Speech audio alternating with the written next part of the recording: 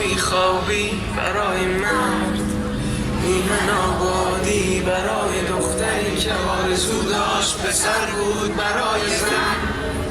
زندگی آزادی